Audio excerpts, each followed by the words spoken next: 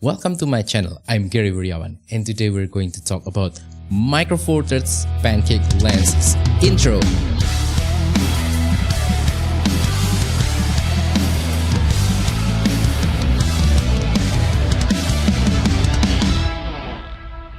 So, as some of you guys might already know, Micro Four Thirds is my favorite camera system. They used to be all about the smaller but also capable cameras and lenses, but nowadays they seem to focus on larger camera bodies and larger lenses. However, today I want to talk about some of the Micro Four Thirds Pancake lenses, especially the ones that I have experience with, so that if you are in the market for a smaller Micro Four Thirds lenses, hopefully I can help you with today's video. Now, I'm not going to be able to cover all of the Pancake lenses that are available for Micro Four Thirds. That's just not possible. I don't have the resource to get them all and share my thoughts and experience with you.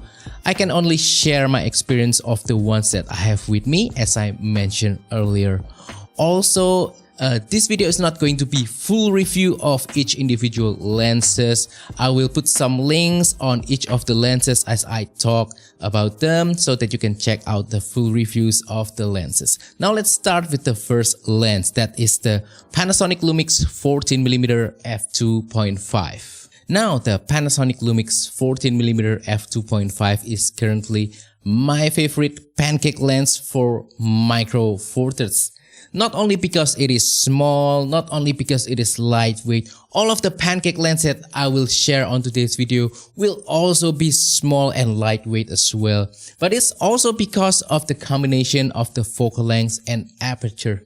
First, let's talk about the focal length. 14mm, I think it is a very flexible focal length. It's more on the wide angle side of things, but I'm really a wide angle kind of person, and also 14mm is very similar to the focal length of your smartphone's camera. So it's very easy to use for all sorts of different kinds of photography, for general out and about photography, for street photography, for a little bit of scenery and landscape, for food photography, those kind of stuff. Also for environmental portrait. I think you can do a lot of stuff with just the 14mm focal length.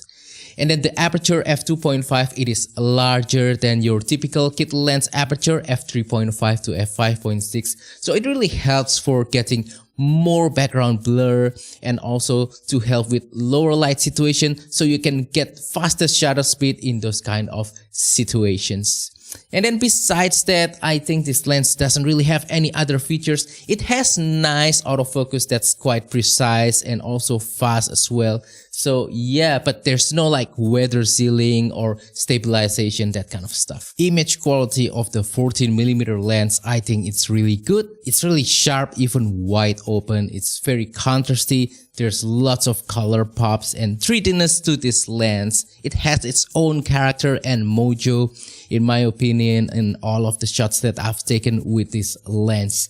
So a little bit of note, if you shoot wide open at f2.5, you'll already get maximum sharpness, but there's a little bit of lack of contrast. Personally, I don't really care about this lack of contrast. I think it adds to the charm of this lens, makes it look a little bit vintage in my opinion. But if you're into that sort of sterile, high contrast kind of look, then you should be aware of that. Maybe you can fix it in post by cranking the contrast slider, or you can always shoot a little bit close down to avoid that lack of contrast. Next lens is the Panasonic Lumix 20mm f1.7, this little guy right here.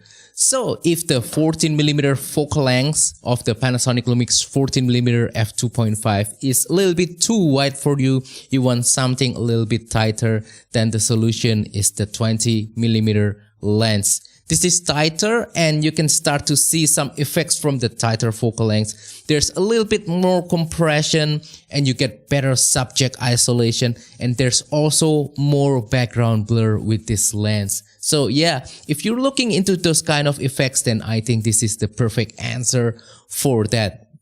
So the 20mm I think is good for street photography in my own personal opinion.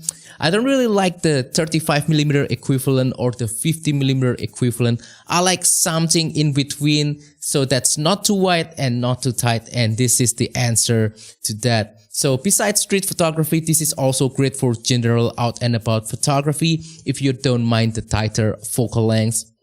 Also for food photography and environmental portrait, the 20mm lens is a very good lens for that. The aperture of this lens is also large at f1.7. So with that focal length being slightly tighter than the 14mm, you already get better background separation, better background blur, and with the larger f1.7 aperture, that background blur is even more pronounced, and also better low light performance as well with this lens. Image quality undoubtedly really sharp, really contrasty, colors really pop all the times at all apertures. So if you need a lens that works well for critical sharpness, that kind of stuff, mission critical photography, then you can really depend on the Panasonic Lumix 20mm f1.7. Just a little note, the autofocus system of this lens is a little bit slower, especially if you are using older Micro Four Thirds camera bodies. If you are using newer camera bodies, then it's going to be fine.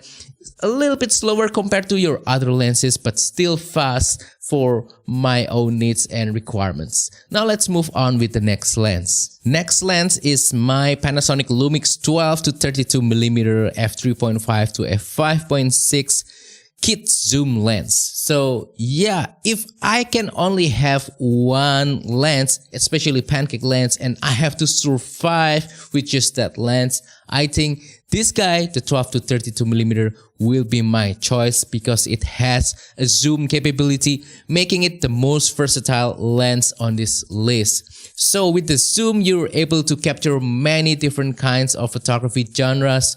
12mm, I think it's wide enough for that classic landscape wide angle photo, for scenery.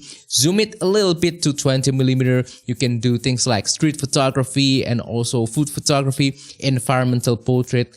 Zoom in a little bit more to 32mm, you're now in the zone for classic portrait kind of focal length, also for distant landscape photography, close-up photography. So yeah, with just one single lens, you'll be able to capture all these different kinds of photograph genres. Image quality with this lens I think is fantastic. For a kit lens, it is really sharp, maybe not as sharp as something like the 20mm f1.7 or the 14mm f2.5, but still really sharp nevertheless, more than sharp enough for my needs, especially for a kit lens as I mentioned before.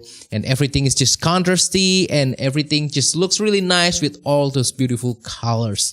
A little bit of note about the image quality is that this lens is a little bit prone to flaring, and you can see some ghosting as well if you're shooting directly into a bright light source. So keep that in mind. But nevertheless, I'm quite happy with the image quality of this lens.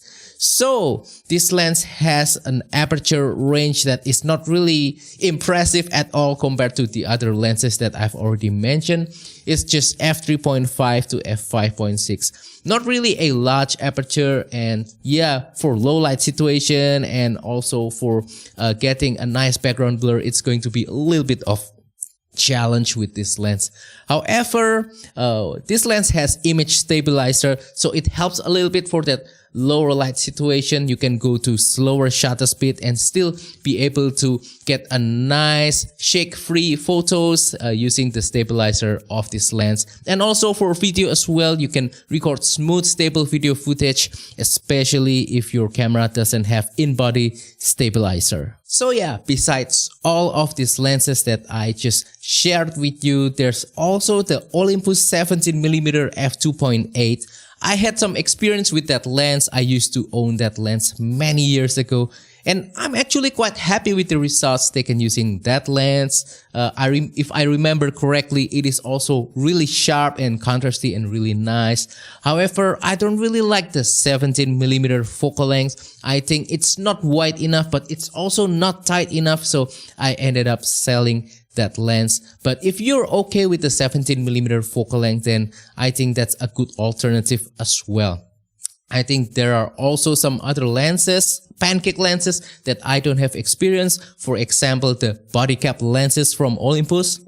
And then also, I think there's the Olympus kit lens, 14 to 42 millimeter Pancake zoom kit lens, similar to the 12 to 32 millimeter that I have. I think that's also a great lens. And then also there's a Panasonic Power Zoom 14 to 42 millimeter kit lens as well. I don't have any experience with that lens, so I cannot really comment that much on that particular lens. However, with Micro Four Thirds, I think it's very difficult to find a bad lens. Most of the lenses that I've used for Micro Four Thirds, they're all really nice and sharp. They have high quality, and that's what Micro Four Thirds is all about.